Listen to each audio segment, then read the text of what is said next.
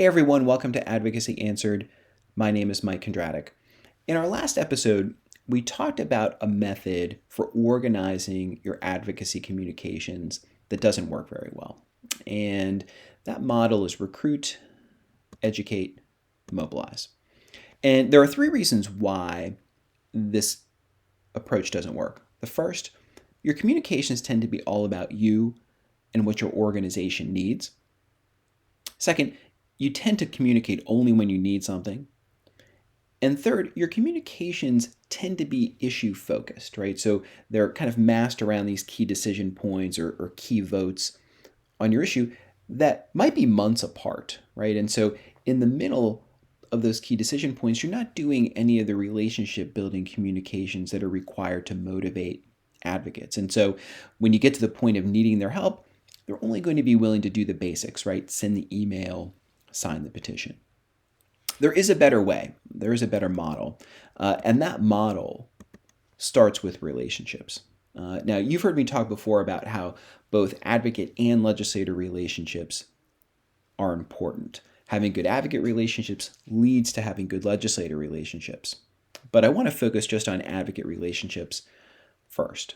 So when you put relationships as the starting point for organizing your advocacy communications, as a communicator, you're forced to ask yourself a different set of questions, right? Why did this person choose my organization? What motivated them to engage?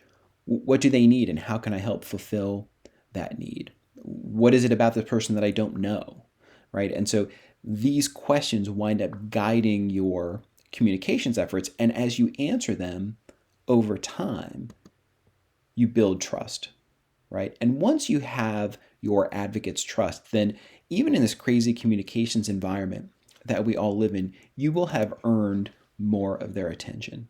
And when you have their attention, now you have the opportunity to be influential, right? You have the opportunity to ask them to make the investment, to use this same approach to build relationships with their legislators, right? The relationships that help your organization stand out and help you be successful regardless of the issues you choose to engage on. Now, why is this approach better than recruit, educate, mobilize? Because it's exactly the opposite, right? So rather than having communications that are all about your organization, now your communications are all about your audience, right? You've put the relationship first.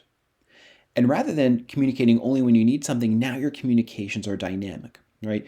You're putting questions out there, your advocates are responding, and you're tailoring your follow-up communications as necessary, right? So there's this extemporaneous back and forth, right? Which is what all good relationships are built on, right?